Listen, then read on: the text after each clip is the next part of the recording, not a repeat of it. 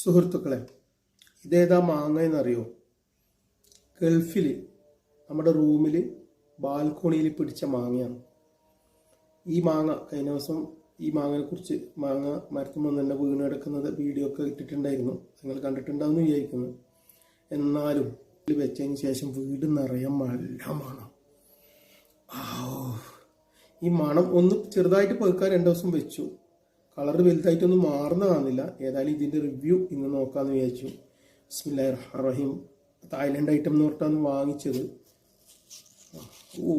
തേനൊലിക്കാൻ മുറിക്കുമ്പോൾ തന്നെ കണ്ട ഉറ്റുന്ന ഉറ്റിലാണ്. നല്ല ടൈറ്റ് മാങ്ങയാണ്. പക്ഷെ മുറിച്ചപ്പോണ്ടല്ല, ശരിക്ക് പറഞ്ഞു കഴിഞ്ഞാൽ ഇതാ മുറിക്കുമ്പോൾ ഇങ്ങനെ ഉറ്റി പോവാ മാങ്ങ. ജ്യൂസി ആയിട്ട് പറഞ്ഞു കഴിഞ്ഞാൽ ശരിക്ക് ജ്യൂസ് തന്നെ, മാംഗോ ജ്യൂസ് എന്ന് പറയാം. എൻ്റെ റബ്ബെ, കളർ നോക്കിയേ, എന്തോ ഒരു മാങ്ങ. ബിസ്മില്ലാ പറയും. ഇതുപോലത്തെ ഒരു മാങ്ങ ഞാൻ UAE വന്നിട്ട് കഴിച്ചിട്ടില്ല കേട്ടോ. നാട്ടിൽ നിന്ന് ചക്കരക്കുട്ടി കഴിച്ചിട്ടുണ്ട്. പക്ഷെ ഇത് വേറെ ലെവല്. ഉള്ളിൽ ശരിക്കും ജ്യൂസി ആയിട്ടാണ്. കടിച്ചിട്ട് എനിക്ക് തോന്നുന്നു ഇത് മുറിച്ചിട്ട് കഴിക്കാൻ പറ്റില്ല. നമ്മൾ സാധാരണ ചക്കരക്കുട്ടിയെല്ലാം തിന്ന പോലെ മുമ്പി കുടിക്കേണ്ട മാങ്ങയാണെന്ന് തോന്നുന്നു അതിൻ്റെ ജ്യൂസി കാണുമ്പോൾ. പ്ലേറ്റ് നിറയെ ജ്യൂസാട്ടാ, മാംഗോ ജ്യൂസ്. നമ്മളെ വീട്ടിൽ പിടിച്ച മാങ്ങ ആയതുകൊണ്ട് ഒരു മരുന്നും അടിക്കാത്തതുകൊണ്ട് നമുക്കിതിങ്ങനെ ഇങ്ങനെ തന്നെ തിന്നട്ടാ.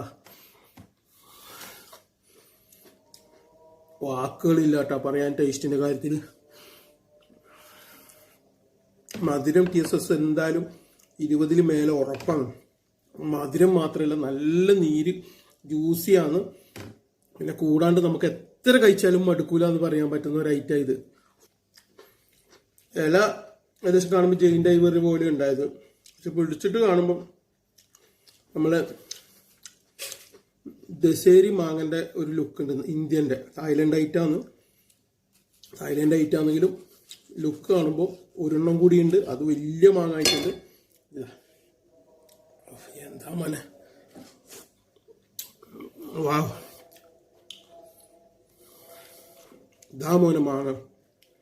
ബാക്കി നമ്മളെ ചങ്ക് ബ്രോ നാട്ടിൽ നിന്ന് വന്നതാണ്. ഓനിപ്പോൾ ഇന്റർവ്യൂവിന് പോയിട്ടുണ്ട്. ബാക്കി ഓനിക്കുള്ളതാണ് കേട്ടാ. ഏറ്റവും കഴിച്ചു പോകും ഈ കോലത്തിലാണെങ്കിൽ. എന്നാലും അടിപൊളിയായിട്ടുണ്ട്, മാഷാ അല്ലാഹ്.